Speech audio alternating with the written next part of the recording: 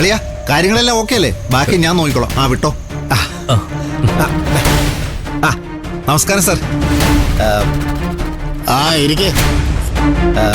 സാറേ, എന്റെ അളിയനെ എപ്പോ പോയത്? എനിക്കറിയാം. ഭയങ്കര മിടുക്കനാ സാറേ.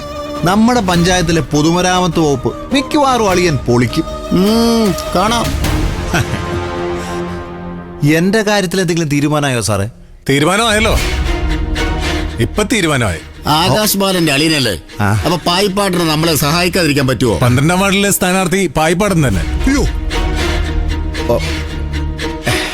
12ാം വാർഡിന്റെ കാര്യം അറിയാമല്ലോ.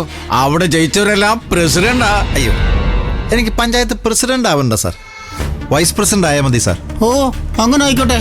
ആ സീറ്റിന് 5 ലക്ഷം രൂപ വരെ ഓഫർ വന്നതാ സാറേ. പായിപ്പാടിനായതുകൊണ്ട് ഒരു 3 ലക്ഷം രൂപ തന്നാ മതി. എങ്ങനെ?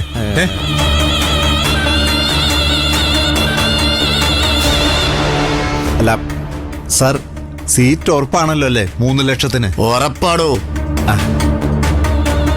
എന്നാ എങ്ങനെയെങ്കിലും ഞാൻ നാളെ തന്നെ പൈസ കൊണ്ടുവരും. ഞാൻ വൈസ് പ്രസിഡന്റ് ആയല്ലോ അല്ലേ സാർ?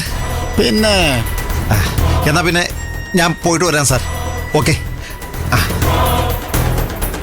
അതെ, 12ാം വാർഡിന് നമ്മൾ റോയിച്ചിന് കൊടുത്തില്ലേ? 5 ലക്ഷം തരികയും ചെയ്തു.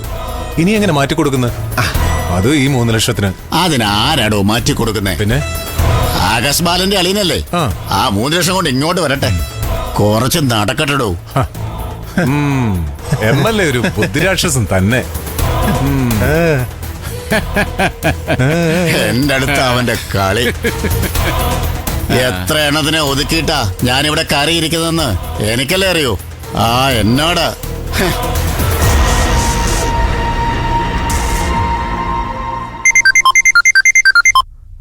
ഹലോ, എന്താ ശാരദപ്പ ഇത്?